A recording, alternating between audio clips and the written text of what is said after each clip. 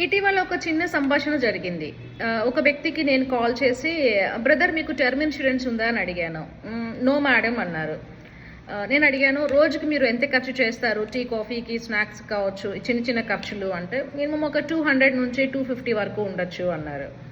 So నేనన్నాను, చిన్న చిన్న ఖర్చులు మీకు తాత్కాలిక ఆనందాన్నే ఇస్తాయి, కానీ ఈరోజు మీరు తీసుకున్న నిర్ణయం మీ కుటుంబానికి ఆర్థిక రక్షణ ఇవ్వగలుగుతుంది. అంటే టీ కాఫీ తాగొద్దని కాదు నేను చెప్పేది, బట్ ఆర్థిక ప్రణాళిక వాయిదా వేయొద్దు అనేసి.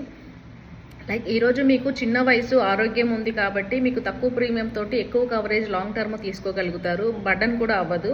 అదే మీకు ఆరోగ్యము అన్ని రోజులు మనకి ఒకలాగా ఉండవు కదా. సో ఆరోగ్య పరిస్థితి మారినా మీకు ఇన్ కేసు ప్రీమియం పెరుగుతుంది, అది మీరు పే చేయలేని స్టేజ్ కూడా రావచ్చు. సో కాఫీ టీలకి తాగొద్దు, చిన్న చిన్న ఖర్చులు పెట్టొద్దని అయితే నేను చెప్పడం లేదు, బట్ ఆర్థిక ప్రణాళికను వాయిదా వేసుకోవద్దు. సో ఈరోజు మనం తీసుకున్న నిర్ణయమే రేపు మన కుటుంబ భవిష్యత్తును కాపాడుతుంది అనేసి నేను చెప్పాను. సో మరిన్ని మీకు వివరాల కోసం కావచ్చు, మంచి ఇన్సూరెన్స్ గైడెన్స్ కోసం కావచ్చు, కాంటాక్ట్ చేయండి మీ financial adviser Lakshmi Rajasekhar. Thank you.